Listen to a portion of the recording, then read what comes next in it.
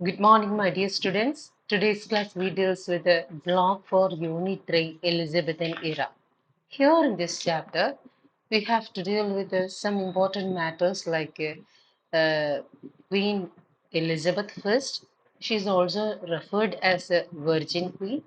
Her a short introduction regarding her lifetime, her contribution, her achievement, and regarding the Elizabethan society, class structure, as well as the Elizabethan literature such as Elizabethan poetry, Elizabethan prose, and Elizabethan drama. So ഇതിനെയൊക്കെ പറ്റിയിട്ടുള്ള ഒരു comprised സ്ട്രക്ചറാണ് നമ്മൾ ഈ ഒരു യൂണിറ്റിലൂടെ പഠിക്കുന്നത്. അന്നേരം എന്താണെന്ന് നോക്കാം. So first Elizabeth first the Tudor Queen. അന്നേരം നമ്മൾക്കറിയാവുന്ന ഒരു കാര്യമാണ്, ട്യൂഡർ ഡൈനാസ്റ്റിയുടെ ലാസ്റ്റ് ക്വീൻ ആണ് അല്ലെങ്കിൽ last മൊണാർക്കാണ് Queen Elizabeth. Queen Elizabeth was born on 7th September 1533 in Greenwich, where she died on 24th March 1603 in Richmond, Surrey, after 45 years as Queen. അവർ ഗ്രീൻവിച്ചിലാണ് ജനിച്ചത്. 1533ലാണ് ജനിച്ചത്. മരിച്ചത് സറൈ എന്ന് പറയുന്ന സ്ഥലമാണ്. ആ സ്ഥലത്തെ റിച്ച്മണ്ട് എന്ന് പറയുന്ന പാലസിലാണ് അവർ മരണപ്പെട്ടത്. 45 വർഷത്തോളം ഇംഗ്ലണ്ടിന്റെ ഭരണാധികാരിയായി ഇരുന്നതിനു ശേഷമാണ് അവർ മരണപ്പെട്ടത്. Elizabeth was the daughter of King Henry VIII and Anne Boleyn. In 1536, Henry had Anne beheaded. It was believed that the real reason for Anne's death was that she failed to give birth to a male child. During her childhood, unlike most girls during her time, Elizabeth received a formal education under the guidance of very efficient tutors. By the time she became the Queen of England, she was able to handle multiple languages including Greek, French, Latin, and Italian. Okay. അന്നേരം 1533ലാണ് Queen Elizabeth ജനിക്കുന്നത്. 1536 ആയപ്പോഴത്തേക്ക് ഇവരുടെ മാതാവായ Anne ബുളിയണിലെ പിതാവായ Henry VIII behead ചെയ്തുകളാണ്. Real reason എന്ന് പറയുന്നത്, ഇവർക്ക് ആനി ബുളിയന് ഒരു പെൺകുട്ടി ഒരു മെയിൽ ഹെയറിനെ കൊടുക്കാൻ കഴിയില്ല എന്നുള്ള ചിന്തയായിരുന്നു ഇയാളെ കൊണ്ട് ചെയ്യിപ്പിച്ചതെന്ന് കരുതുന്നുണ്ട്. അതുപോലെ തന്നെ അൺവാണ്ടഡ് റിലേഷൻഷിപ്പ് ഈ പറയുന്ന ആനി ബുളിയന് ഉണ്ടായതായിട്ട് കരുതപ്പെടുന്നുണ്ട്. ആ ഒരു കാലഘട്ടത്തിലെ നോബിൾ ഫാമിലീസിലെ എല്ലാവരെയും പോലെ തന്നെയും നമ്മുടെ ക്വീൻ എലിസബത്തിനും നല്ല രീതിയിലുള്ള ഫോർമൽ എഡ്യൂക്കേഷൻ കിട്ടിയിട്ടുണ്ട്. ഓക്കെ. റോഗർ എസ്കാം ആയിരുന്നു ക്വീൻ എലിസബത്തിന്റെ ട്യൂട്ടർ എന്നറിയപ്പെടുന്നത്. റോഗർ എസ്കാം നമ്മുടെ ക്വീൻ എലിസബത്തിനെ ഗ്രീക്കും ഫ്രഞ്ചും ലാറ്റിനും ഇറ്റാലിയനും എല്ലാ ലാംഗ്വേജസും അതിൻ്റെ ക്ലാസിക്സുകളൊക്കെ വളരെ എഫിഷ്യൻ്റ് ആയിട്ട് പഠിപ്പിച്ചിരുന്നു. വളരെ ബ്രില്യൻ്റ് ആയിട്ടുള്ള സ്റ്റുഡൻറ് എന്നാണ് ക്വീൻ എലിസബത്തിനെ കുറിച്ച് അദ്ദേഹം അഭിപ്രായപ്പെട്ടിട്ടുള്ളത്. പിന്നീട് നമ്മൾ കണ്ടതാണ് എഡ്വേർഡ് സിക്സ്ത് രാജാവായി. എഡ്വേർഡ് സിക്സ്തിന്റെ മരണശേഷം ലേഡി ജെയിൻ ഗ്രേ ഏകദേശം ഒരു 9 ദിവസത്തോളം ഭരണത്തിൽ ഇരുന്നിട്ടുണ്ടായിരുന്നു. അതിനുശേഷം മേരി ഫസ്റ്റ് എന്ന് പറയുന്നത് കാതറിൻ ഓഫ് ആരഗന്റെ, ഹെൻറി VIII ഫസ്റ്റ് വൈഫായ കാതറിൻ ഓഫ് ആരഗന്റെ മകളാണ് മേരി ഫസ്റ്റ്. മേരി ഫസ്റ്റ് അധികാരത്തിൽ വന്നപ്പോൾ അവർ ചിന്തിച്ചതെന്ന് വെച്ചാൽ തന്റെ റൈവലാണ്, തനിക്ക് ശേഷം അധികാരത്തിൽ വരാൻ സാധ്യതയുള്ള വ്യക്തിയാണ് ക്വീൻ എലിസബത്ത് അല്ലെങ്കിൽ എലിസബത്ത്. അന്ന് പ്രിൻസസ് എലിസബത്ത് ആണ്. അതുകൊണ്ട് തന്നെ തനിക്കെതിരെ പ്രിൻസസ് എലിസബത്ത് നിൽക്കാം എന്നുള്ള ഒരു വിചാരമുള്ളത് കൊണ്ട് തന്നെ ടവർ ഓഫ് ലണ്ടനിൽ കുറേ വർഷക്കാലം നമ്മുടെ ക്വീൻ എലിസബത്തിനെ അവർ ഇംപ്രസൺ ചെയ്തിട്ടുണ്ടായിരുന്നു. ലേറ്റർ മേരി സസ്പെക്ട് ചെയ്ത പോലെയൊന്നും വരുന്നില്ല, തന്റെ പരിധിയിൽ എലിസബത്ത് നിൽക്കുമെന്ന് വിചാരിച്ചപ്പോൾ അല്ലെങ്കിൽ കരുതിയപ്പോൾ അവരെ റിലീസ് ചെയ്യുകയും പിന്നെ ഹൗസ് ഹോൾഡ് അറസ്റ്റിലേക്ക് അത് നീങ്ങുകയും ചെയ്തിട്ടുണ്ട്. ക്വീൻ മേരിയുടെ മരണശേഷം പിന്നെ 2 മാസവും കൂടെ കഴിഞ്ഞിട്ടാണ് നമ്മുടെ പ്രിൻസസ് എലിസബത്ത് ക്വീൻ എലിസബത്ത് ആയിട്ട് കൊറോണേറ്റ് ചെയ്തത്. Mary suspected that Elizabeth supported various plots to remove her from power, and she identified Elizabeth as the threat to her throne. Elizabeth became queen on November 17, 1558, after her sister Queen Mary's death. She was crowned 2 months later, 15th January 1559, in a coronation ceremony. അന്നേരം നമുക്ക് ഈ ഡേറ്റ്സുകൾ വലിയ important അല്ല. Queen എലിസബത്തിന്റെ birth date important ആണ്, 1533. September 7 ആണ് birth date. Death rate important ആണ്, 24th March 1603. Okay, ജനിച്ചത് ഗ്രീൻവിച്ചിലാണ്, മരണപ്പെട്ടത് റിച്ച്മണ്ട് എന്ന് പറയുന്ന സ്ഥലത്താണ്. Parents Henry eighth as well as Anne Boleyn. Okay, ഇത്രയും കാര്യങ്ങൾ നോക്കുക. അതുപോലെ തന്നെ കൊറോണേഷൻ ഡേറ്റ് വരുന്നത് 15th January 1559. During her rain, ഇനി നമ്മൾ പഠിക്കാൻ പോകുന്നത് ഇവരുടെ കോൺട്രിബ്യൂഷൻസിനെ കുറിച്ചിട്ടാണ്. During her rain, England won a famous victory over Spanish Armada because the Spanish Navy was thought to be a better than British Navy. The victory over the Spanish Armada raised the status of England in Europe apart from her achievements. The ruler of England, the period of her reign is regarded as the golden age of England, Renaissance period, Shakespearean age, and the first great age of drama and the second great age of poetry. ഈ ഒരു paragraph നമുക്ക് important ആണ്. ആ ഒരു കാലഘട്ടത്തില് England എന്ന് പറയുന്നത് സ്പെയിനിനെ സംബന്ധിച്ച് നോക്കുകയാണെങ്കിൽ അത്ര പവർഫുൾ ആയിട്ടുള്ള രാജ്യമല്ല. അതുകൊണ്ട് തന്നെ സ്പെയിനിലെ രാജാവ് ഇംഗ്ലണ്ടുമായിട്ട് യുദ്ധം ചെയ്തപ്പോൾ അന്നത്തെ സ്പാനിഷ് ഫ്ലീറ്റിന് എന്ന് വെച്ച് കഴിഞ്ഞാൽ സ്പാനിഷ് കപ്പലുകളെ കടലിൽ വെച്ച് തന്നെ തുരത്തുകയും അതിനെ തീയിട്ട് നശിപ്പിക്കുകയും ചെയ്തു. അതിനെയാണ് അറിയപ്പെടുന്നത് സ്പാനിഷ് അർമാഡ എന്ന്. ഓക്കെ, ഈ സ്പാനിഷ് അർമാഡയിൽ ഇംഗ്ലണ്ട് സ്പെയിനെ തോൽപ്പിച്ചു. അതൊരു വലിയ വിക്ടറി ആയിട്ടാണ് അവർ കരുതപ്പെടുന്നത്. കാരണം സ്പെയിൻ എന്ന് പറയുന്ന അതിശക്തമായ രാജ്യത്തെ ഇംഗ്ലണ്ട് തോൽപ്പിച്ചിരിക്കുന്നു. അത് നടന്നത് ഈ പറയുന്ന ക്വീൻ എലിസബത്തിന്റെ കാലഘട്ടത്തിലാണ്. അതുപോലെ തന്നെ ആ ഒരു കാലഘട്ടത്തിൽ ഒരുപാട് അച്ചീവ്മെന്റ്സ് ഉണ്ടായി. ആ ഒരു കാലഘട്ടത്തിന് ഗോൾഡൻ ഏജ് ഓഫ് ഇംഗ്ലണ്ട് എന്ന് വിളിക്കുന്നു. അതുപോലെ തന്നെ റിനൈസൻസ് പീരീഡ് എന്ന് വിളിക്കുന്നു, ഷേക്സ്പീരിയൻ ഏജ് എന്ന് വിളിക്കുന്നു, ഗ്രേറ്റ് ഏജ് ഓഫ് ഡ്രാമ എന്നും second great age of poetry എന്നൊക്കെ അറിയപ്പെടുന്നത് ഈ പറയുന്ന ക്വീൻ എലിസബത്തിന്റെ കാലഘട്ടത്തെയാണ്. ഈ പാരഗ്രാഫ് നിങ്ങളൊന്ന് നോക്കാം. ഇനി എലിസബത്തൻ സൊസൈറ്റി എങ്ങനെയാണ് നമുക്കൊന്ന് നോക്കാം. നേരത്തെ നമ്മൾ കഴിഞ്ഞ ചാപ്റ്ററിലെ ട്യൂഡർ ഡൈനാസ്റ്റിയുടെ ട്യൂഡർ സൊസൈറ്റിയെ കുറിച്ച് പഠിച്ചിട്ടുള്ളതാണ്. ഈ ട്യൂഡർ സൊസൈറ്റിയുടെ ക്യാരക്ടറിസ്റ്റിക് ഫീച്ചേഴ്സ് തന്നെയാണ് എലിസബത്തൻ സൊസൈറ്റിയിലും കാണാൻ സാധിക്കുന്നത്. ഓക്കെ, എലിസബത്തൻ സൊസൈറ്റി പ്രധാനമായിട്ടും 3ആയിട്ടാണ് ഡിവൈഡ് ചെയ്തിട്ടുള്ളത്. Monarchs, nobles, monarchs, nobles, gentries, then ഈ പറയുന്ന മെർച്ചൻസ് ഒക്കെ വരുന്നുണ്ട്, ആ ഒരു group. Then the low class peoples അല്ലെങ്കിൽ lower class or the labourers, husbandsman, ഇങ്ങനെ വരുന്ന ആർട്ടിഷ്യൻസ്, സ്കിൽഡ് ലേബറേഴ്സ്, ഇങ്ങനെയൊക്കെ വരുന്ന ഒരു ഗ്രൂപ്പ്. സോ ഇത് ഇത്രയും വരുന്നത് ലാസ്റ്റ് ഗ്രൂപ്പാണ്. ഓക്കെ, അന്നേരം നമുക്കൊന്ന് നോക്കാം. The social life of England during the reign of Elizabeth I is characterized by its well-defined social stratification based on social position, wealth, and occupation. Monarch was on the top position in the Elizabethan social hierarchy. It was believed that God had chosen the monarch to rule. The monarch would declare war, dismiss parliament, or reject its laws. Queen Elizabeth I, the sixth and the last ruler of Tudor dynasty, underline, was evaluated by many of the England best monarch. She was the wise and just queen who chose the right advices and was dominated by them. അന്നേരം ആ ഒരു കാലഘട്ടത്തിൽ ഏറ്റവും ടോപ്പിൽ നിൽക്കുന്ന ആൾക്കാരാണ് മൊണാർക്സ്. മൊണാർക്സ് എന്ന് പറയുന്നത് ഇവരെ സംബന്ധിച്ച് വെൽത്ത് കൊണ്ടായാലും പൊസിഷൻ കൊണ്ടായാലും സോഷ്യൽ പൊസിഷൻ കൊണ്ടായാലും അവർ ചെയ്യുന്ന ഒക്കുപ്പേഷൻ കൊണ്ടായാലും എല്ലാ തരത്തിൽ നോക്കിയാലും സൊസൈറ്റിയിൽ ഏറ്റവും പ്രോമിനന്റ് ആയിട്ടുള്ള ആൾക്കാരാണ്. അവർ വിചാരിക്കുന്നത് ദൈവമാണ് അവരെ ചൂസ് ചെയ്ത് റൂൾ ചെയ്യാൻ തിരഞ്ഞെടുത്തതെന്ന് കരുതപ്പെടുന്നു. ഡിവൈൻ റൈറ്റ് തിയറി എന്ന് നമ്മൾ ഇതിനെ പറയും. പിന്നീട് നമ്മൾ സ്റ്റുവർട്ട് ഡൈനസ്റ്റി ഒക്കെ പഠിക്കുമ്പോൾ ഈ divine right theory of kingship എന്നൊക്കെ പറയുന്നത് ഇതിനെയാണ്. എന്ന് വെച്ചാൽ ദൈവമാണ് ഞങ്ങളെ തിരഞ്ഞെടുത്ത് രാജാക്കന്മാരാക്കിയത്, അതുകൊണ്ട് തന്നെ ഞങ്ങളെ ചോദ്യം ചെയ്യാൻ മറ്റാർക്കും അധികാരമില്ല എന്നുള്ളൊരു ചിന്താഗതി ഇവർക്കുണ്ടായിരുന്നു. അതുകൊണ്ട് തന്നെ ഇവർ പാർലമെന്റിനെ റിജക്ട് ചെയ്യും, ഡിസ്മിസ് ചെയ്യും, അവർക്ക് ഇഷ്ടമുള്ളപ്പോൾ വാർ ഡിക്ലെയർ ചെയ്യും. അതുപോലെ തന്നെ അവർക്ക് വേണ്ടുന്ന വിധത്തിൽ ലോസ് ഒക്കെ ഉണ്ടാക്കുകയും പൊളിച്ചെഴുതുകയും ഒക്കെ ചെയ്തിരുന്നത് ഈ പറയുന്ന മൊണാർക്സ് ആയിരുന്നു. അതിൽ ഏറ്റവും പ്രോമിനന്റ് ആയ മൊണാർക്ക് എന്നറിയപ്പെടുന്ന ട്യൂഡർ ഡൈനാസ്റ്റിയിൽ അറിയപ്പെടുന്നത് നമ്മളുടെ ക്വീൻ എലിസബത്ത് ആണ്. ക്വീൻ എലിസബത്തിന്റെ കാലഘട്ടത്തിൽ അവർക്ക് ബെസ്റ്റ് അഡ്വൈസേഴ്സിനെയും അതുപോലെ ബെസ്റ്റ് പാർലമെന്റേറിയൻസിനെ കിട്ടുകയും അതുകൊണ്ട് തന്നെ ആ ഒരു രാജ്യം വളരെ പ്രോസ്പെറസ് ആയിട്ട് മാറുകയും ചെയ്തിട്ടുണ്ടായിരുന്നു. Tudor period was an age of individuality. Nobility was at the top of the social ladder below the monarch.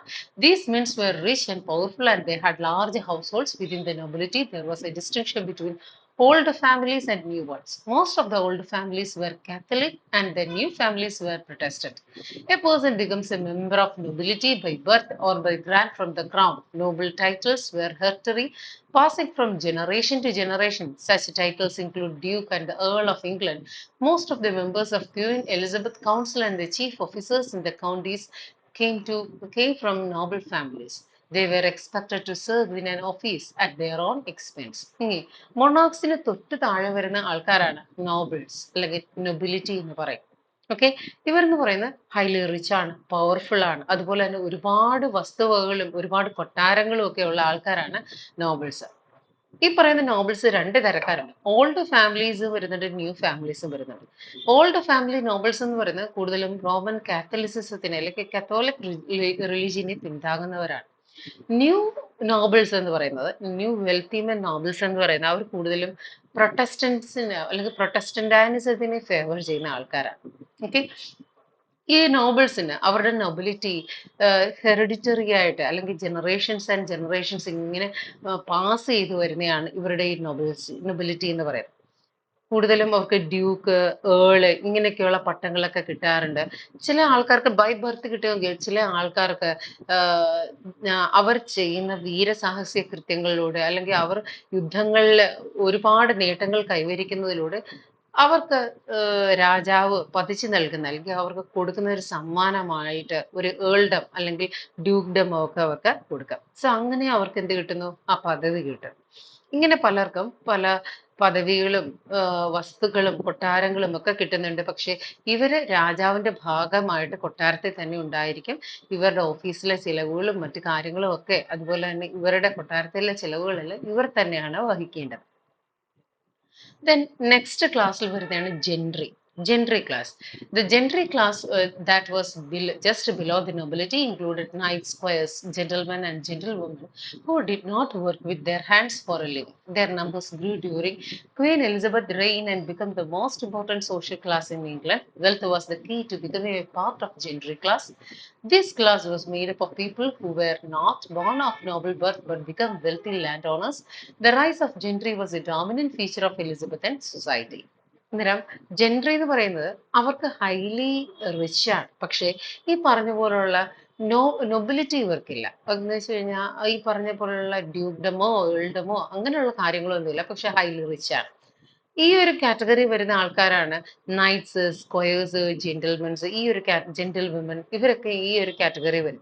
Highly polished ആണ്, ഹൈലി എഡ്യൂക്കേറ്റഡ് ആണ്, അതുപോലെ തന്നെ ഭയങ്കര റിച്ച് ആയിട്ടുള്ള ആൾക്കാരും ആയിരിക്കും. ക്വീൻ എലിസബത്തിന്റെ കോർട്ടിൽ ഒരുപാട് ഈ പറയുന്ന ജെൻട്രി ക്ലാസ്സിലുള്ള ആൾക്കാർ അവരെ അസിസ്റ്റ് ചെയ്യാനായിട്ട് ഉണ്ടായിരുന്നു. ബൈ ബർത്ത് ആയിട്ട് ഇവർക്കൊന്നും തന്നെ കിട്ടുന്നില്ല, പക്ഷെ ഇവർ ഒരുപാട് ലാൻഡിന്റെ ഒക്കെ ഓണേഴ്സ് ആയിട്ട് ഇവര് പണം സമ്പാദിച്ചും മെർച്ചന്റ് വൈസ് ആയിട്ട് അല്ല ഒരുപാട് ട്രേഡ് നടത്തിയൊക്കെ ഇവർക്ക് ഒരുപാട് സമ്പാദ്യം കിട്ടിയിട്ടുണ്ടായിരുന്നു. Two of the Queen's chief ministers, Burghley and Walsingham, were products of the gentry. Francis Bacon, the great essayer and philosopher, also came from this class. The gentry was the backbone of Elizabeth in England. They went to Parliament and served as the justice of the peace. Queen എലിസബത്തിന്റെ രണ്ട് ministers ആയിരുന്നു, chief ministers ആയിരുന്നു ബർഗ്ലിയും വാൾഷിംഗവും. ഇവർ രണ്ടുപേരും Gentry ക്ലാസ്സിൽ പെടുന്നവരാണ്. പക്ഷെ gradually ഈ പറയുന്ന മിനിസ്റ്റേഴ്സ് അവരുടെ പദവിയിൽ ഉയർച്ച സംഭവിക്കുകയും ഇവർക്ക് ഏൾഡമോ ഡ്യൂക്ഡമോ ഒക്കെ കൊടുത്തു കഴിഞ്ഞാൽ, രാജാവ് കൊടുത്തു കഴിഞ്ഞാൽ അല്ലെങ്കിൽ രാജ്ഞി കൊടുത്തു കഴിഞ്ഞാൽ ഇവർക്ക് എന്ത് പറ്റാൻ നൊബിലിറ്റി എന്ന് പറയുന്ന ആ ഒരു സോഷ്യൽ ലാഡറിലേക്ക് ഇവർ ഉയർത്തപ്പെടും. നമ്മൾ പഠിച്ചിട്ടുള്ള essayist Francis Bacon, okay, of സ്റ്റഡീസും ഒക്കെ എഴുതിയിട്ടുള്ള ഫ്രാൻസിസ് ബേക്കൺ ഗ്രേറ്റ് ഫിലോസഫർ ആയിരുന്നു, ഗവർണർ ആയിരുന്നു, അവിടുത്തെ തന്നെ ഒരു പ്രോവിൻസിന്റെ ഗവർണർ ആയിരുന്നു, അദ്ദേഹം ജസ്റ്റിസ് ആയിട്ട് വർക്ക് ചെയ്തിട്ടുണ്ട്. ഇങ്ങനെയൊക്കെ വർക്ക് ചെയ്ത ഫ്രാൻസിസ് ബേക്കൺ ബിലോങ് ചെയ്യുന്നത് ജെൻട്രി കാറ്റഗറിയിലായിരുന്നു. വളരെയധികം റിച്ച് ആയിട്ടുള്ള ഈ ക്ലാസ്സിൽ പെടുന്ന ആൾക്കാർ എലിസബത്തൻ ഇംഗ്ലണ്ടിന്റെ ബാക്ക് ബോൺ എന്നറിയപ്പെടുന്നു. കാരണം എലിസബത്തൻ ഇംഗ്ലണ്ട് ഒരുപാട് വെൽത്ത് പ്രൊവൈഡ് ചെയ്തിട്ടുള്ള കൂട്ടരായിരുന്നു ഈ പറയുന്ന ജെൻട്രി ക്ലാസ്സിലുള്ള ആൾക്കാർ. Tudor era saw the rise of modern commerce with the cloth and weaving leading to the way. Prosperous merchants class emerged from the ashes of War of Roses. ഇനി next class ആണ് വരുന്ന merchant class. ഈ war of റോസസോട് കൂടി war of roses എന്ന് പറയുന്നത് ഒരുപാട് വർഷങ്ങൾ നീണ്ടുനിന്ന യുദ്ധമാണ്. ഫ്രാൻസും ഇംഗ്ലണ്ടും ഒക്കെ തമ്മിൽ നടന്ന ഈ യുദ്ധത്തില് പരസ്പരം വൂൾ ട്രേഡിംഗ് സാധ്യമാകുകയും എന്ന് വെച്ച് കഴിഞ്ഞാൽ യുദ്ധം നടക്കുകയാണ്. യുദ്ധത്തിനോടൊപ്പം തന്നെ പലപ്പോഴും ഈ പറയുന്ന ആൾക്കാർക്ക് പല സ്ഥലങ്ങളിലേക്കും യാത്ര ചെയ്യേണ്ടി വരുന്നു. ഈ സ്ഥലങ്ങളിലേക്ക് യാത്ര ചെയ്യുന്നതിനോടൊപ്പം തന്നെ ഇവരെന്ത് ചെയ്തു, ഇവരുടെ ട്രേഡിങ്ങും പുനഃസ്ഥാപിക്കുകയും ചെയ്തു. അങ്ങനെ വൂൾ ട്രേഡ് കാര്യമായി നടന്നിരുന്ന ഒരു കാലഘട്ടം കൂടിയായിരുന്നു വാർ ഓഫ് റോസസിന്റെ കാലഘട്ടം. ഓക്കെ, അങ്ങനെ ആ ഒരു കാലത്തിൽ ഒരുപാട് മെർച്ചൻസ് ഫ്ലറിഷ് ചെയ്തു. Shipping products from England to various ports in Europe and the New World also became a profitable business for the merchants. Yeomanry of the time, who had a small piece of land, included farmers, tradesmen, and craft workers. They took their religion very seriously and could read and write. Yeomans were content to live more simply, using their wealth to improve their land and expand it. അന്നേരം ആ ഒരു കാലഘട്ടത്തിൽ war of റോസസിനെ base ചെയ്ത് പല മെർച്ചൻസും flourish ചെയ്തു വന്നു. Okay, അവർ പല പ്രോഡക്ട്സുകളും അവരുടെ ഓവർസീസ് ട്രേഡിന് വേണ്ടി ഉപയോഗിക്കുക, ഒരുപാട് പ്രോഫിറ്റ് ഇംഗ്ലണ്ടിലേക്ക് കൊണ്ടുവരികയും ചെയ്തു. പിന്നെ വന്ന കാറ്റഗറിയാണ് യോമാൻ. യോമാൻ എന്ന് പറയുമ്പോൾ അവർക്ക് സ്വന്തമായിട്ട് കുറച്ച് വസ്തുവകൾ ഉണ്ടായിരിക്കും. അവർക്ക് അവർ അവരുടെ തന്നെ വസ്തുവിൽ അവരെന്ത് ചെയ്യുന്നു, കൾട്ടിവേറ്റ് ചെയ്യുന്നു, അവർ അവിടെ തന്നെ പണിയെടുക്കുന്നു, അവരുടേതായ ക്രാഫ്റ്റ് വർക്ക്, ട്രേഡ് വർക്ക് ഒക്കെ ചെയ്യുന്നു. അവർ ardent believers of a Catholic religion, അല്ലെങ്കിൽ പ്രൊട്ടസ്റ്റൻസ് ഒക്കെ അവർ പ്രൊട്ടസ്റ്റന്റ് അനുസരത്തിലാണ്. ഓക്കെ, നിങ്ങൾ ഈ പറയുന്ന ഈ ഹോമൻ എന്ന് പറയുന്ന ക്യാരക്ടറിനെ നമ്മളുടെ കാൻറ്റർബറി ടേൽസിൽ നിങ്ങൾ കണ്ടിട്ടുണ്ടാവും.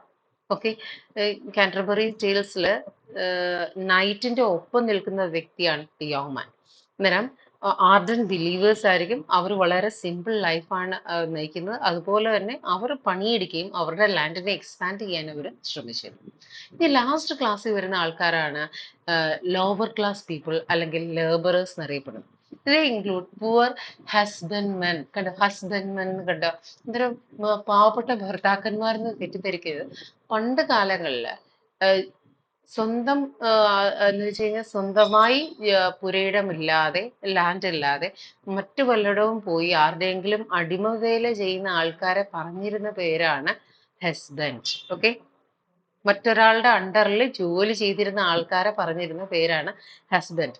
ആ വേർഡാണ് പിന്നീട് ഡിറൈവ് ചെയ്ത് ഒരുപാട് മാറ്റങ്ങൾക്ക് വിധേയമായി മോഡേൺ ഇംഗ്ലീഷിലേക്ക് വന്നപ്പോൾ ഭർത്താവ് എന്നുള്ള രീതി, പാർട്ട്ണർ എന്നുള്ള രീതിയിൽ അതിന് വേർഡിന് ഒരു മീനിങ് ചേഞ്ച് സംഭവിച്ചു. അന്നേരം ഓൾഡ് ഇംഗ്ലീഷിൽ ഹസ്ബൻഡ്മെൻ എന്ന് പറഞ്ഞു കഴിഞ്ഞാൽ A men without earning A land or owing A land, സ്വന്തമായി വസ്തു ഇല്ലാത്ത മറ്റൊരാളുടെ അണ്ടറിൽ വർക്ക് ചെയ്യുന്ന വ്യക്തി എന്നാണ്. ഓക്കെ, അങ്ങനെ ലേബറേഴ്സ്, പുവർ ഹസ്ബൻഡ്മാൻ, സം റീറ്റെയിലേഴ്സ്, ഇവരെല്ലാം കൂടെ ഉൾപ്പെടുന്ന ആൾക്കാരായിരുന്നു ഏറ്റവും ലോവസ്റ്റ് കാറ്റഗറിയിൽ വരുന്നത്. ഇതിൽ തന്നെ ആർട്ടീഷ്യൻസ് ഉണ്ടായിരുന്നു, shoe makers, carpenter's, weavers, masons, ഇങ്ങനെയുള്ള ആൾക്കാരെല്ലാം ഈ പറയുന്ന ലോവർ ക്ലാസ് സ്ട്രാറ്റയിൽ വരുന്നു.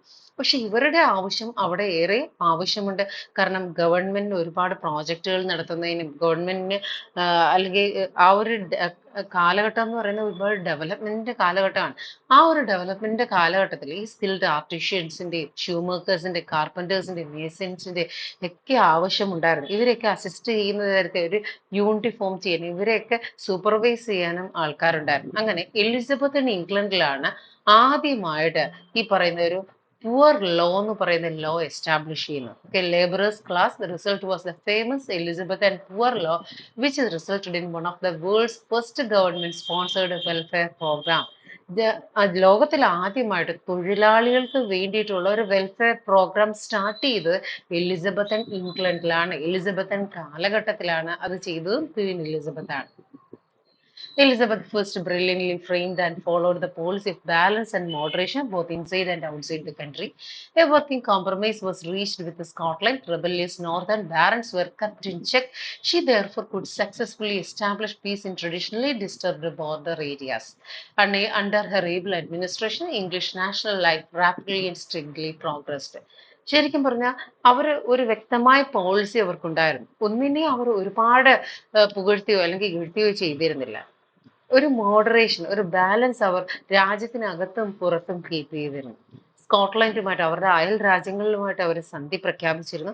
സ്കോട്ട്ലൻഡുമായിട്ട് പരസ്പരം അവർ കോംപ്രമൈസ് ചെയ്തിരുന്നു. നിങ്ങൾക്കറിയാം അയർലൻഡ് നോർത്തേൺ അയർലൻഡും സതേൺ അയർലൻഡും ഉണ്ട്. അതിൻ്റെ അകത്ത് നോർത്തേൺ അയർലൻഡും സതേൺ അയർലൻഡും രണ്ടും രണ്ടാണ്. കാത്തലിക് റിലീജിയനും പ്രൊട്ടസ്റ്റന്റ് റിലീജിയനും ഒക്കെ ഫേവർ ചെയ്യുന്ന സ്ഥലങ്ങളായിട്ട് അതിനെ ഡിവൈഡ് ചെയ്തിട്ടുണ്ടായിരുന്നു. ഈ അയർലൻഡ് എപ്പോഴും ഇംഗ്ലണ്ടുമായിട്ട് യുദ്ധത്തിലായിരുന്നു. അതുകൊണ്ട് തന്നെ ഈ റെബല്യസ് നേച്ചർ, നോർത്തേൺ അയർലൻഡിന്റെ റെബല്യസ് നേച്ചർ ഒന്ന് പാസിഫൈ ചെയ്യുന്ന തരത്തിൽ അവരുമായിട്ട് ഒരു കോംപ്രമൈസിന് നമ്മുടെ ക്വീൻ എലിസബത്ത് തയ്യാറായിരുന്നു. ഇങ്ങനെ പല ആൾക്കാരുമായിട്ട് വളരെ നല്ല രീതിയിൽ ബന്ധം, റിലേഷൻഷിപ്പ് സ്ഥാപിക്കുന്ന വഴി തന്റെ അയൽ രാജ്യങ്ങളുമായിട്ട് എക്സ്റ്റേണൽ ആയിട്ടും ഇന്റേണൽ ആയിട്ടും ഒരു പീസ്ഫുൾ അറ്റ്മോസ്ഫിയർ ഇംഗ്ലണ്ടിലേക്ക് കോൺട്രിബ്യൂട്ട് ചെയ്യാൻ അവർക്ക് സാധിച്ചു. അതുപോലെ തന്നെ ഇംഗ്ലണ്ടിന്റെ നാഷണൽ ലൈഫിൽ ഒരുപാട് തരത്തിലുള്ള പ്രോഗ്രഷൻ കൊണ്ടുവരാൻ, അഡ്മിനിസ്ട്രേഷനിൽ ഒരുപാട് തരത്തിലുള്ള ഡെവലപ്മെന്റ് കൊണ്ടുവരാൻ ഒക്കെ ഇവർക്ക് കഴിഞ്ഞിരുന്നു. The rapid rise of industrial towns gave employment to thousands, increasing trade and commerce enriched England. It was a practice that the wealthy were taxed to support the poor. ആ ഒരു കാലഘട്ടത്തിന്റെ റാപ്പിഡ് ഡെവലപ്മെന്റിന് കാരണം, ഇൻഡസ്ട്രിയലൈസേഷനും rapid ഡെവലപ്മെന്റിന് കാരണം ഒരുപാട് ടൗണുകൾ generate ചെയ്തു വന്നു. ആയിരക്കണക്കിന് ആൾക്കാർക്ക് തൊഴിൽ കിട്ടി. അതിനോടൊപ്പം തന്നെ ട്രേഡും കൊമേഴ്സും വർദ്ധിച്ചു. ഇംഗ്ലണ്ട് ഒരു ഗോൾഡൻ ഏജിലേക്ക് അല്ലെങ്കിൽ അത് എൻറിച്ച്മെന്റിലേക്ക് പോവുകയാണ്. അതിനോടൊപ്പം തന്നെ ഇവർ കൊണ്ടുവന്ന മറ്റൊരു കാര്യമാണ് പാവപ്പെട്ടവരെ സംരക്ഷിക്കാൻ വേണ്ടി പണക്കാരിൽ നിന്ന് ടാക്സ് ഈടാക്കുക. ആ ഒരു സിസ്റ്റം കൊണ്ടുവന്നതും നമ്മുടെ ക്വീൻ എലിസബത്തിന്റെ കാലഘട്ടത്തിലാണ്. ഇനി നമ്മൾ പറയാൻ പോകുന്നത് ആ ഒരു റിലീജിയസ് നേച്ചറിനെ കുറിച്ചിട്ടാണ്. നമുക്കറിയാം ആംഗ്ലിക്കാനിസം ആയിരുന്നു ആ ഒരു കാലഘട്ടത്തിന്റെ റിലീജിയൻ എന്ന് പറയുന്നത്. കാത്തലിസിസവും പ്രൊട്ടസ്റ്റന്റാനിസത്തിനും ഇടയിൽ നിൽക്കുന്ന ഇതിനെ രണ്ടിനെയും സംയോജിപ്പിച്ചുകൊണ്ടുള്ള ഒരു റിലീജിയസ് ആറ്റിറ്റ്യൂഡാണ് ആംഗ്ലിക്കാനിസം. ഇതെങ്ങനെയായിരുന്നു നമ്മുടെ ക്വീൻ എലിസബത്തിന്റെ കാലഘട്ടത്തിൽ അത് ഫേവർ ചെയ്തിരുന്നത് നമുക്ക് നോക്കാം. It was an era of comparative religious tolerance of peace. Upon her accession, she found the whole nation divided against itself. The north was largely Catholic and the south was strongly Protestant. Scotland followed Reformation intensely. Ireland followed the old traditional religion. It was Elizabeth who made Anglican Church a reality. Anglicanism was a kind of compromise between Catholicism and Protestantism. So, ആ ഒരു കാലഘട്ടം എന്ന് പറയുന്നത് Elizabethan കാലഘട്ടം എന്ന് വെച്ച് കഴിഞ്ഞാൽ ബാക്കി മേരിയുടെ കാലഘട്ടം എടുത്താലും ഹെൻറി എയ്ത്തിന്റെ കാലഘട്ടം എടുത്താലും ഒക്കെ വെച്ച് നോക്കുകയെങ്കിൽ കമ്പാരിറ്റീവ്ലി റിലീജിയസ് ടോളറൻസ് ഉള്ള ഒരു കാലഘട്ടം എന്ന് നമുക്ക് വേണമെങ്കിൽ പറയാം. ഓക്കെ, മേരിയുടെ കാലഘട്ടം വരുമ്പോൾ ഹെൻറി എയ്ത്തിന്റെ കാലഘട്ടത്തിലാണ് അദ്ദേഹം ആംഗ്ലിക്കൻ റിലീജിയൻ ഇൻട്രൊഡ്യൂസ് ചെയ്തത്. എഡ്വേർഡ് സിക്സ്ത്തിന്റെ കാലഘട്ടമായപ്പോഴത്തേക്ക് അദ്ദേഹം ഈ പറഞ്ഞ പോലെ സ്ട്രോങ് പ്രൊട്ടസ്റ്റന്റ് ആയിരുന്നു. മേരി ഫസ്റ്റിന്റെ കാലഘട്ടമായപ്പോഴത്തേക്ക് ഈ പറഞ്ഞിട്ടുള്ള പോലെ അതിന്റെ നേരെ റിവേഴ്സിൽ വന്നു സ്ട്രോങ് കാത്തലൈറ്റ് ആയിരുന്നു മേരി. പക്ഷെ ക്വീൻ എലിസബത്തിന്റെ കാലഘട്ടമായപ്പോൾ അവർ ഈ കാത്തലിക്സിനും പ്രൊട്ടസ്റ്റന്റ്സിനും ഈക്വൽ ആയിട്ടുള്ള ഓപ്പർച്യൂണിറ്റീസ് കൊടുത്തു. ഓക്കെ, അവർ പറഞ്ഞു ഞാൻ ഒന്നിനെയും തന്നെ ചെയ്യുന്നില്ല, ഉയർത്തിപ്പിടിക്കുന്നില്ല, ഞാൻ രണ്ടിനും ഈക്വൽ ഇമ്പോർട്ടൻസ് കൊടുക്കുന്നത്. അങ്ങനെ ഒരു കോംപ്രമൈസ് കൊണ്ടുവരിക എന്ന് വെച്ച് കഴിഞ്ഞാൽ കാത്തലിസിസത്തിനും പ്രൊട്ടസ്റ്റന്റാനിസത്തിനും ഇടയിൽ ഒരു കോംപ്രമൈസ് കൊണ്ടുവരിക, അതിനെ തുല്യമായി അംഗീകരിക്കുക. അതാണ് റിയൽ ആംഗ്ലിക്കാനിസം എന്ന് പറയുന്നത്. അത് കൊണ്ടുവന്നത് അതിലേക്ക് ഈ ആംഗ്ലിക്കാനിസം എന്ന് പറയുന്ന ആ ഒരു റിലീജിയസ് ഇൻസ്റ്റിറ്റ്യൂഷൻ റിയാലിറ്റിയിലേക്ക് വരുത്തിയത് നമ്മുടെ ക്വീൻ എലിസബത്തിന്റെ കാലഘട്ടത്തിലാണ്. അവർ അധികാരത്തിൽ വരുന്ന സമയത്ത് അയർലൻഡ് എന്ന് പറയുന്ന സ്ട്രോങ് കാത്തലൈറ്റ് ആയിട്ട് മാറിയിരുന്നു. നോർത്തേൺ അയർലൻഡ് എന്നൊക്കെ പറയുന്ന സ്ട്രോങ് കാത്തലൈറ്റ് ആയിട്ട് മാറിയിരുന്നു. അതേസമയം സ്കോട്ട്ലൻഡ് എന്ന് പറയുന്ന പ്രൊട്ടസ്റ്റന്റാനിസത്തിന്റെ റിഫോർമേഷന്റെ ഉച്ചകോടിയിൽ നിൽക്കുന്ന സമയമാണ്. അവർക്ക് ഇടയിൽ നിൽക്കുന്ന ഈ ഇംഗ്ലണ്ടിനെ അവർ പരസ്പരം അറ്റാക്ക് ചെയ്യുകയും എടുക്കുകയും ചെയ്തു. ഇന്റേണൽ കോൺഫ്ലിക്റ്റും എക്സ്റ്റേണൽ കോൺഫ്ലിക്റ്റും ഒക്കെ പാസിഫൈ ചെയ്യാൻ പല രീതിയിലുള്ള അടവുകൾ ഉപയോഗിച്ച ക്വീൻ എലിസബത്ത് അതിനെ എല്ലാം തുരത്തി ഓടിച്ചുകൊണ്ട് നീണ്ട 45 വർഷ കാലഘട്ടം ഇംഗ്ലണ്ട് സുഗമമായവർ ഭരിച്ചു. Queen Elizabeth loved England ardently and she made her court one of the most brilliant court in Europe. The splendor of her court dazzled the eyes of people. Her moderate policies did much to increase her popularity and prestige. Worship of Virgin Queen became the order of the day. It was an age of patriotism, especially inspired by naval victory over Spain. ആ ഒരു കാലഘട്ടത്തിലാണ് Queen എലിസബത്തിന്റെ കോർട്ടിനെ എല്ലാവരും വാനോളം വാഴ്ത്തിയത്. എല്ലാ കാര്യങ്ങൾ കൊണ്ടും literature കൊണ്ടായിക്കോട്ടെ, politics കൊണ്ടായിക്കോട്ടെ, economics കൊണ്ടായിക്കോട്ടെ, wealth കൊണ്ടായിക്കോട്ടെ, എല്ലാ കാര്യങ്ങളുടെയും സമ്പന്നമായ ഒരു ഉറവിടമായി അവർ ക്വീൻ എലിസബത്തിന്റെ കോർട്ടിനെ കണ്ടു. അതുകൊണ്ട് തന്നെ ക്വീൻ എലിസബത്തിന്റെ വെർജിൻ ക്വീൻ എന്നറിയപ്പെടുകയും അവരുടെ പോപ്പുലാരിറ്റി യൂറോപ്പിൽ ആകമാനം അലയൊലികൾ അടിക്കുകയും ചെയ്തു. വെർജിൻ ക്വീനിന്റെ ആ ഒരു ഓർഡർ ഓഫ് ദ ഡേ എന്ന് വെച്ചാൽ നമ്മൾ പറയത്തില്ലേ, രാജാവ് നീണാൽ വാഴട്ടെ, അല്ലേ, രാജ്ഞി നീണാൽ വാഴട്ടെ എന്നൊക്കെ പറയുന്ന പോലെ ആ രാജ്ഞി വരുന്ന അവസരത്തിൽ ഇങ്ങനെയുള്ള ആചാര മര്യാദകൾ തുടങ്ങി വെച്ചത് നമ്മുടെ ക്വീൻ എലിസബത്തിന്റെ കാലഘട്ടത്തിലാണ്. സ്പാനിഷ് അർമാഡയുടെ വിജയത്തോടു കൂടി എന്ന് വെച്ചാൽ സ്പെയിനിന്റെ തോൽപ്പിച്ച് ഇംഗ്ലണ്ട് വിക്ടറി നേടിയതോടുകൂടി യൂറോപ്പിലാകമാനം ക്വീൻ എലിസബത്ത് എന്ന് പറയുന്ന പേര് ജനങ്ങൾ അറിയപ്പെടാനും അവരെ പ്രശംസിക്കാനും തുടങ്ങി. This was a remarkable epoch for the expansion of both mental and geographical horizon. Great voyages like Hawking, Underling, Frobisher, Walter Raleigh, Drake brought home both material and intellectual treasures from the East and West. Spirit of adventure and exploration fired the imagination of writers. The spirit of action and adventure paved the way for illustrious development of dramatic literature. Drama progresses in an era of action and not of speculation. It has rightly been called the age of discovery, underlying age of discovery of new world and of new man. And Italy, the home of Renaissance, fascinated the Elizabethans. All liked to visit Italy and stay there for some time. People were not only fond of Italian books and literature, but also of Italian manners and morals. ആ ഒരു കാലഘട്ടം എന്ന് പറയുന്നത് എക്സ്പ്ലോറേഷന്റെ കൂടെ കാലഘട്ടമായിരുന്നു. പല ദേശങ്ങൾ, പല രാജ്യങ്ങൾ, അറിയപ്പെടാത്ത ഭൂഖണ്ഡങ്ങൾ ഇതൊക്കെ കണ്ടെത്താനുള്ള ഒരു ത്വര, ഒരു പ്രവണത അവിടെയുള്ള പല എക്സ്പ്ലോറേഴ്സിനും ഉണ്ടായി. അങ്ങനെ ആ ഒരു കാലഘട്ടത്തിലെ പ്രധാനപ്പെട്ട എക്സ്പ്ലോറേഴ്സ് നാവികരായിരുന്നു ഹോക്കിൻസും, ഫോർബിഷറും, വോൾട്ടർ റാലിയും, ഡ്രേക്കും ഒക്കെ. ഇവർ പല സ്ഥലങ്ങളിലേക്ക് വർഷങ്ങൾ നീണ്ടുനിന്ന കപ്പൽ യാത്ര ആരംഭിക്കുകയും പല സ്ഥലങ്ങൾ അവർ കണ്ടെത്തുകയും ചെയ്തു. ഇങ്ങനെ ഇവരുടെ ഈ സ്പിരിറ്റ് ഓഫ് അഡ്വഞ്ചറിനെ പറ്റി എഴുതുകയും പല എഴുത്തുകാർ ഇത് ഏറ്റെടുക്കുകയും അവരുടെ ഇമാജിനേഷൻ ഈ അഡ്വഞ്ചറസ് ജേർണിയിലൂടെ പോവുകയും പിന്നെ അങ്ങനെയുള്ള പല വർക്കുകൾ റീജനറേറ്റ് ചെയ്യുകയും ചെയ്തു. ഇങ്ങനെയുള്ള ഈ ഒരു വർക്കുകളിലൂടെ discovery of new world, new man, പുതിയ ഇപ്പൊ റെഡ് ഇന്ത്യൻസിനെയൊക്കെ കണ്ടുപിടിച്ചു എന്നൊക്കെ പറയുന്ന പോലുള്ള കാര്യങ്ങൾ, ന്യൂ മാൻ, ന്യൂ വേൾഡ്, ഇതിനെയൊക്കെ പറ്റി അവർ എഴുതുകയും പുതിയ സ്ഥലങ്ങളെ പറ്റി അവർ വായിക്കുകയും പഠിക്കുകയും ചെയ്തു. അങ്ങനെ ഇറ്റലി എന്ന് പറയുന്നത് ഇവരെ സംബന്ധിച്ച് ഒരു ഇമാജിനേറ്റീവ് സിറ്റി ആയിരുന്നു, അല്ലെങ്കിൽ ഇമാജിനേറ്റീവ് ലാൻഡ് ആയിരുന്നു.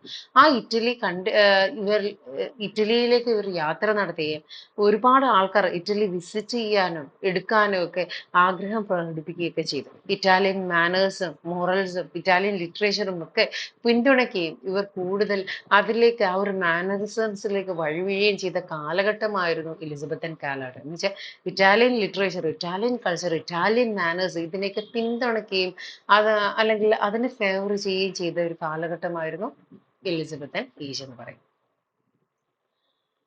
Then it was an age of great diversity. ഇനി എല്ലാ കാലഘട്ടത്തിനും ഉള്ളതുപോലെ തന്നെ ഇതിന് ചില മെറിറ്റ്സും ഉണ്ട്, ഡിമെറിറ്റ്സും ഉണ്ട്. ഇനി അത് കമ്പൈൻ ചെയ്തിട്ടാണ് നമ്മൾ ഈ ഒരു പാരഗ്രാഫിൽ പറയുന്നത്.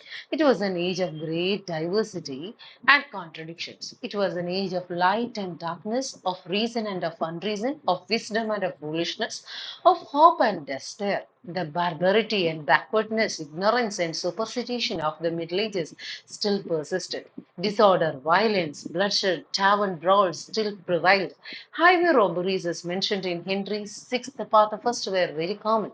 Barbarity of the age is seen in such brutal sports such as bear baiting, cock and bullfighting, to which numerous references are found in the plays of Shakespeare. Despite the advancement of science and learning, people still believed in superstitions, ghosts, witches, fairies, chasms, omens of all sorts. ആ ഒരു കാലഘട്ടം എന്ന് പറയുന്ന പോലെ നമ്മൾ golden age എന്ന് വിശേഷിപ്പിക്കുന്ന പോലെ തന്നെ ഒരുപാട് നെഗറ്റിവിറ്റീസും ഈ ഒരു കാലഘട്ടത്തിനുണ്ടായിരുന്നു. അതിന് light it is referred as the age of light എന്ന് പറയുന്ന പോലെ it is referred as the age of darkness. കാരണം റീസണിനെ പറ്റി പറയുന്ന പോലെ തന്നെ അൺറീസണും ഉണ്ടായിരുന്നു, വിസ്ഡം പറയുന്ന പോലെ തന്നെ ഫൂളിഷ്നെസ്സും ഉണ്ടായിരുന്നു, ഹോപ്പ്, ഡെസ്പെയർ ഇതെല്ലാം ഉണ്ടായിരുന്ന ഒരു കാലഘട്ടമായിരുന്നു. എന്ന് വെച്ചാൽ ഹൈലി എഡ്യൂക്കേറ്റഡ് ആയിട്ടുള്ള, നമ്മൾ നേരത്തെ പറഞ്ഞ പോലെ തന്നെ എന്താണ് ഈ പറഞ്ഞ നൊബിലിറ്റിക്കും മൊണാക്സിനും നൊബിലിറ്റിക്കും ജെൻട്രിക്കുമേ ഉള്ളൂ എഡ്യൂക്കേഷൻ കിട്ടുന്നത്. ബാക്കി താഴോട്ടുള്ള വിഭാഗത്തിനൊന്നും തന്നെ എഡ്യൂക്കേഷൻ കിട്ടുന്നില്ല. അന്നേരം it is considered as age of light and age of darkness.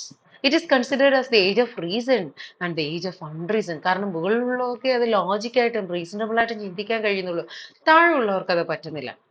അതുപോലെ തന്നെ വിസ്ഡത്തിന്റെ ഏജ് ആണ്, ഫോളിഷ്നെസിന്റെ ഏജ് ആണ്. ബാർബറിറ്റിയുടെയും ബാക്ക്വേർഡ്നെസിന്റെയും ഇഗ്നോറൻസിന്റെയും സൂപ്പർസ്റ്റിഷൻസിന്റെയും എല്ലാം ഏജ് ആണ്.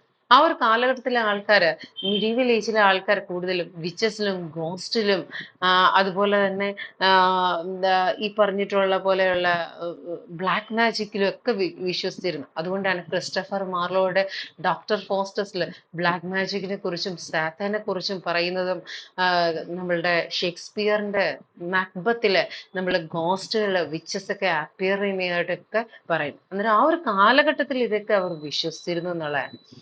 കൂട്ടിത്തല്ലും അതുപോലെ തന്നെ സ്ട്രീറ്റ് ഫൈറ്റും പിന്നെ ഈ പറയുന്ന ടാവേൺസ് എന്ന് വെച്ചാൽ മദ്യശാലകളിൽ ഉണ്ടാകുന്ന സ്ഥിരമായിട്ടുള്ള വാക്കുതർക്കവും അടികൂടലും കൊലപാതകവും ഒക്കെ അവിടെ പതിവായിരുന്നു. ഹൈവേ റോബറീസ് എന്ന് വെച്ചാൽ വഴിയാത്രക്കാരെ കൊള്ളയടിക്കാൻ നിൽക്കുന്ന ഹൈവേ മാൻസ് എന്ന് പറയും. ഓക്കെ, ഹൈവേ റോബറീസ് ഇതൊക്കെ സർവ്വസാധാരണമാണ്. ഇതൊക്കെ തന്നെ ആ ഒരു കാലഘട്ടത്തിൽ ഉണ്ടായിരുന്ന പല കാര്യങ്ങളും എന്താണ് അവിടുത്തെ ലിറ്ററേച്ചറിൽ പ്രതിപാദിച്ചിരുന്നു. അന്നേരം ഈ ആൾക്കാരെ സൂപ്പർസ്റ്റിഷനിലും വിശ്വസിച്ചിരുന്നു, ഗോസ്റ്റിലും വിച്ചസിലും ഫെയറീസിലും ഒമൻസ് എന്ന് വെച്ചാൽ നമ്മുടെ ശകുനം, ഓക്കെ, ഇങ്ങനെയുള്ള കാര്യങ്ങളിലൊക്കെ ഈ മിഡീവൽ ഇംഗ്ലണ്ടിലുള്ള അല്ലെങ്കിൽ എലിസബത്തിൻ എറയിലുള്ള ആൾക്കാർ വിശ്വസിച്ചിരുന്നു. ഇനി നമുക്ക് എലിസബത്തൻ ലിറ്ററേച്ചറിനെ കുറിച്ചൊന്ന് നോക്കാം. പ്രധാനപ്പെട്ട Elizabethan writers literature. Elizabethan literature was termed denoted to the body of literary works during the reign of Queen Elizabeth I, and this age was probably the most splendid age in the history of English literature, during which such writers such as Philip Sidney, Edmund Spenser, Christopher Marlowe, Ben Jonson, and William Shakespeare were active. Let's discuss the literary tendencies of each. ആ ഒരു കാലഘട്ടം 1558 to 1603 ആണ് നമ്മുടെ Elizabethan age എന്നറിയപ്പെടുന്ന ആ ഒരു കാലഘട്ടത്തിലെ പ്രധാനപ്പെട്ട റൈറ്റേഴ്സ് ആണ് Philip Sydney, Edmund Spencer, Christopher Marlow, Ben Johnson, Shakespeare. കാരണം ഇവരെയാണ് എലിസബത്തൻ റൈറ്റേഴ്സ് എന്ന് പ്രോമിനന്റ് ആയിട്ട് പറയുന്നത്. By 1570, English poetry and prose burst into sudden glory.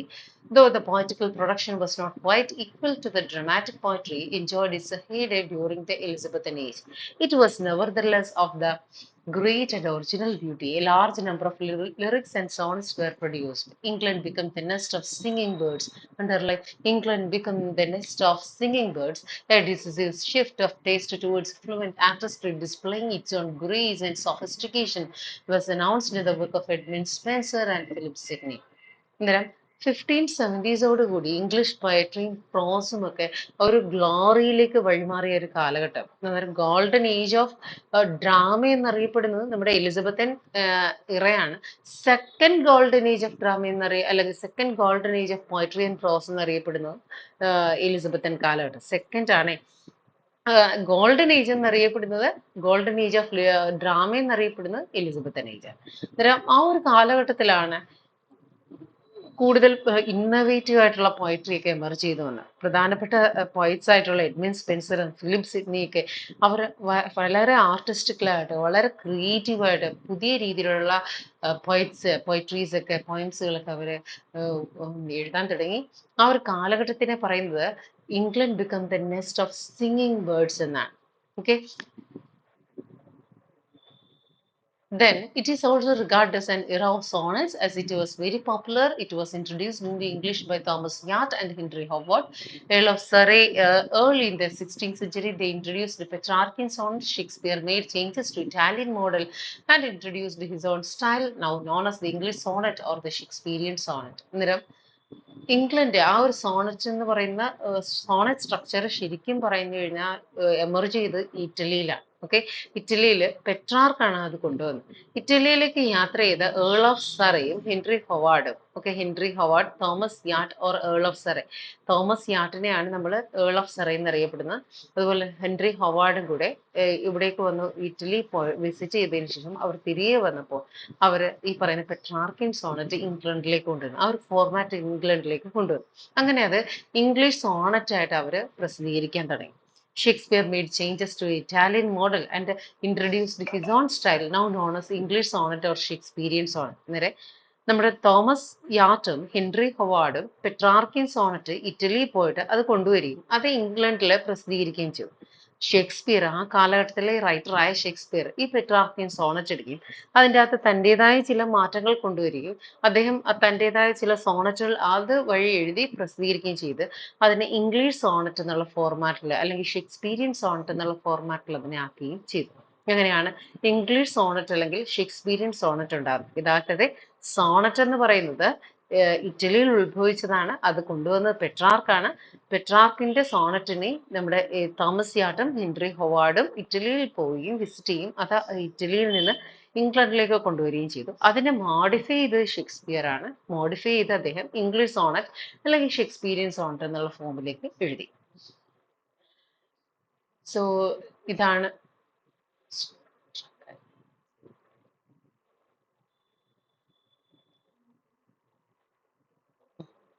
English. ഇനി ഇത്രയും നമ്മൾ പറഞ്ഞത് പോയട്രിയെ കുറിച്ചിട്ടാണ്. പ്രോസിനെ കുറിച്ച് നമുക്ക് നോക്കാം.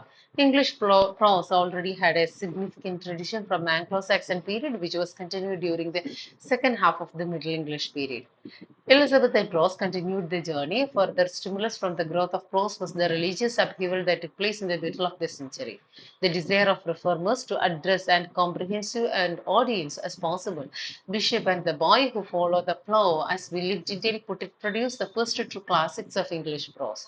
Most significance of this prose work include the Reformed Anglican Book, underline Reformed Anglican Book of a Common Prayer, John Foxe Acts of Monuments, which celebrates the martyrs, great and small, of English Protestantism, and various English version of Bible such as a Tyndale New Testament, Miles Coverdale's Bible, Geneva Bible, and authorized version of a King James Version Bible, published in 1611. അന്നേരം ഇത്രയും കാര്യങ്ങൾ നിങ്ങളൊന്ന് mark ചെയ്യണം. Most include significant പ്രോസ് തൊട്ട് 1611 വരെ ഒന്ന് mark ചെയ്യണം. ആ ഒരു കാലഘട്ടത്തിലെ പ്രോസ് എന്ന് പറയുന്നത് ആംഗ്ലോ സാക്സൺ പ്രോസിൽ നിന്ന് ട്രഡീഷനിൽ നിന്ന് ഉത്ഭവിച്ചു വന്നിട്ടുള്ളതാണ്. പക്ഷേ കുറച്ച് മാറ്റങ്ങളോട് കൂടിയാണ് ഈ ഒരു നമ്മുടെ എലിസബത്തൻ പ്രോസ് ഡിറൈവ് ചെയ്തു വന്നത്. ഓക്കെ, ആ ഒരു കാലഘട്ടത്തിൽ കൂടുതലും നമ്മളുടെ വില്യം ടിൻഡെയിലൊക്കെ പറയുന്ന പോലെ തന്നെ പല കഥകളിലൂടെ പല മോറൽ സ്റ്റോറീസിലൂടെയാണ് ഇവർ പല കാര്യങ്ങളും പറയാൻ ഉദ്ദേശിച്ചിരുന്നത്. പ്രധാനപ്പെട്ട വർക്കുകൾ എന്ന് പറയുന്നത് ആ ഒരു കാലഘട്ടത്തിലെ ഏറ്റവും പ്രധാനപ്പെട്ട പ്രോസ് വർക്ക് എന്ന് പറയുന്നത് ബുക്ക് ഓഫ് കോമൺ പ്രെയർ ആണ്. ആംഗ്ലിക്കൻ ബുക്കാണ്. ഇത് ഉണ്ടാക്കിയത് എഡ്വേർഡ് സിക്സ്തിന്റെ കാലഘട്ടത്തിലാണെന്ന് ഓർക്കുക. എന്നിട്ട് പക്ഷേ നിങ്ങൾ നോക്കണം, എഡ്വേർഡ് സിക്സ്തിന്റെ കാലഘട്ടത്തിലാണ് ഇത് ഉണ്ടാക്കിയത്. പക്ഷെ അതിനുശേഷം പിന്നീട് ഇതിന് ഒരുപാട് എഡിഷനുകളിൽ മാറ്റം വന്നു. പിന്നീട് വന്നത് ജോൺ ഫോക്സിന്റെ ആക്ട്സ് ഓഫ് മോണുമെന്റ്സ്. ഇത് ആ കാലഘട്ടത്തിലെ പ്രധാനപ്പെട്ട മാർട്ടേഴ്സിനെ കുറിച്ചും അവരുടെ മിറാക്കിൾസിനെ കുറിച്ചും ഒക്കെ എഴുതപ്പെട്ടിട്ടുള്ളതാണ്. പിന്നീട് വന്നിട്ടുള്ള പ്രൊട്ടസ്റ്റന്റ് ബുക്കുകളുണ്ട്. ബൈബിളിന്റെ പല ട്രാൻസ്ലേഷൻസ് ഉണ്ട്. ടിൻഡെയിൽസിന്റെ ന്യൂ ടെസ്റ്റമെന്റ്, കോവർഡെയിലിന്റെ ബൈബിള്, ജനീവ ബൈബിള്, അതുപോലെ തന്നെ കിങ് ജെയിംസിന്റെ ഓതറൈസ്ഡ് വെർഷൻ ഓഫ് ബൈബിൾ, ഇതെല്ലാം തന്നെ ആ കാലഘട്ടത്തിലെ പ്രധാനപ്പെട്ട പ്രോസ് വർക്കുകളായിരുന്നു. Two movements produced a great uplifting of the spirit. The word Renaissance originated from the Latin word,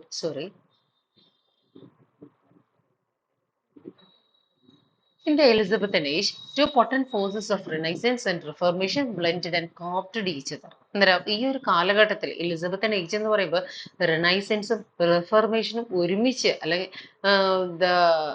ഒരുമിച്ചുണ്ടായ ഒരു കാലഘട്ടം എന്ന് വേണമെങ്കിൽ നമുക്ക് പറയാം. These two movements produced a great uplifting of spirit. The word Renaissance originated from the Latin word nasce, which means to be born. Renaissance was a time of great movement, improvement in art, literature, and learning in Europe. It inspired the aesthetic and intellect potential, whereas the Reformation aroused the spiritual nature. ആ ഒരു കാലഘട്ടം Elizabethan age എന്ന് പറയുമ്പോൾ ഈ renaissance റിഫർമേഷനും ഒരുമിച്ച് വന്നിട്ടുള്ള കാലഘട്ടമാണ്.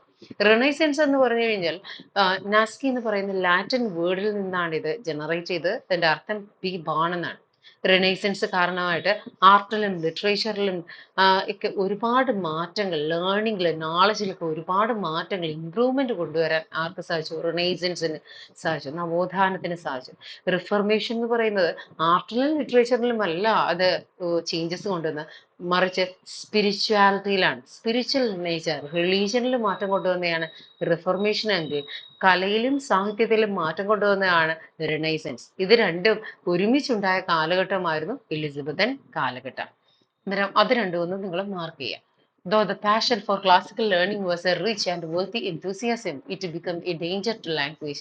In all branches of literature, Greek and Latin usages began to force themselves upon English, which was not totally beneficial. English language gave way its native sturdiness and allowed itself to be tempered and polished by the new influence. നമുക്കറിയാം English language എന്തിനേയും സ്വീകരിക്കുന്ന ഒന്നാണ്. Okay, ആ ഒരു കാലഘട്ടത്തിൽ അവർ ഗ്രീക്കിനും ലാറ്റിനും ഒക്കെ ഒരുപാട് importance കൊടുത്തപ്പോൾ ഗ്രീക്കിലെയും ലാറ്റിനിലെയും ഫ്രഞ്ച് ഭാഷയിലെയും പല വേർഡ്സുകളെയും ക്ലാസിക്കൽ വേർഡ്സുകളെയും ഈ പറയുന്ന ഇംഗ്ലീഷ് ലാംഗ്വേജ് അതിൻ്റെ ആ ഒരു സ്റ്റേർഡിനെസ് വിട്ടെറിഞ്ഞുകൊണ്ട് ഫ്ലെക്സിബിൾ ആക്കിക്കൊണ്ട് പല ലാംഗ്വേജിലുള്ള വേർഡ്സുകളെ ഇത് സ്വീകരിക്കുകയും ഇംഗ്ലീഷ് ലാംഗ്വേജിൽ ഒരുപാട് ചേഞ്ചസ് സംഭവിക്കുകയും ചെയ്തു. അങ്ങനെ ഇംഗ്ലീഷ് ലാംഗ്വേജിന് ഒരുപാട് മാറ്റങ്ങൾ സംഭവിച്ച കാലഘട്ടം കൂടിയായിരുന്നു എലിസബത്തൻ ഏജ്. അങ്ങനെ നോക്കിക്കഴിഞ്ഞാൽ ഇംഗ്ലീഷ് ലാംഗ്വേജിന് അത് ഗുണമല്ല ദോഷമാണ് ഉണ്ടാക്കിയത്. സോ ഇനി ഈ ഒരു പാരഗ്രാഫ് മുകളിൽ തന്ന പാരഗ്രാഫിന്റെ തന്നെ റെപ്പറ്റീഷൻ ആണ്. ഇനി നമുക്ക് എലിസബത്തൻ ഡ്രാമയെ കുറിച്ചിട്ട് നോക്കാം. Drama during Elizabethan age made a rapid, glorious leap into maturity. Era is perhaps most famous for its theatre and the works of William Shakespeare. English Renaissance theatre began with the opening of Recline Theatre in 1567, underline. Many more permanent theatres opened in London over the next several years, include Curtain Theatre, 1577, underline. Famous Globe Theatre, 1599. The period produced some of the world's great playwrights, including Christopher Marlowe, William Shakespeare, Ben Jonson. Even though the writers borrowed literature from abroad, this age depicted an unbound spirit of independence and creativity. Shakespeare openly borrowed from other literary and historical works, but with his splendid creative imagination, he transformed everything into gold. Spenser, a very original and creative writer, was a leading poet of his time. The stanzaic structure introduced by him has been called Spenserian stanza. അന്നേരം ആ ഒരു കാലഘട്ടത്തിലെ പ്രധാനപ്പെട്ട തിയേറ്റേഴ്സിനെ കുറിച്ചിട്ടാണ് പറയുന്നത്. ആ ഒരു കാലഘട്ടത്തിലെ പ്രധാനപ്പെട്ട ഡ്രാമാറ്റിസ്റ്റുകളായിരുന്നു Shakespeare, Ben Jonson, Christopher Marlowe. 1567 അവിടുത്തെ ആദ്യത്തെ തിയേറ്റർ ഓപ്പൺ ചെയ്യുന്നത്. റെഡ്ലൈൻ തിയേറ്റർ എന്നായിരുന്നു പേര്. അതിനുശേഷം പിന്നീട് പല പെർമനന്റ് തിയേറ്റേഴ്സും ഉണ്ടായി. Curtain theatre 1577 later globe theatre 1599 open ചെയ്ത്. ഈ ഗ്ലോബ് തിയേറ്ററിന്റെ ഒരു മെമ്പറും പാർട്ട്ണറും കൂടിയായിരുന്നു നമ്മുടെ വില്യം ഷേക്സ്പിയർ. ആ കാലഘട്ടത്തിലെ പ്രധാനപ്പെട്ട റൈറ്റേഴ്സ് ആയിട്ടുള്ള മാർലോയും ഷേക്സ്പിയറും ബെൻ ജോൺസണും ഒക്കെ തന്നെ ഈ പറയുന്ന ഗ്ലോബ് തിയേറ്ററിലും കർട്ടൻ തിയേറ്ററിലും റെഡ് ലൈൻ തിയേറ്ററിലും ഒക്കെ അവരുടെ ഡ്രാമാസ് പെർഫോം ചെയ്തിട്ടുണ്ടായിരുന്നു. എന്നിരുന്നാലും ആ ഒരു കാലഘട്ടത്തിനെ നമ്മൾ പറയുന്നത് it's an age of creativity and imagination.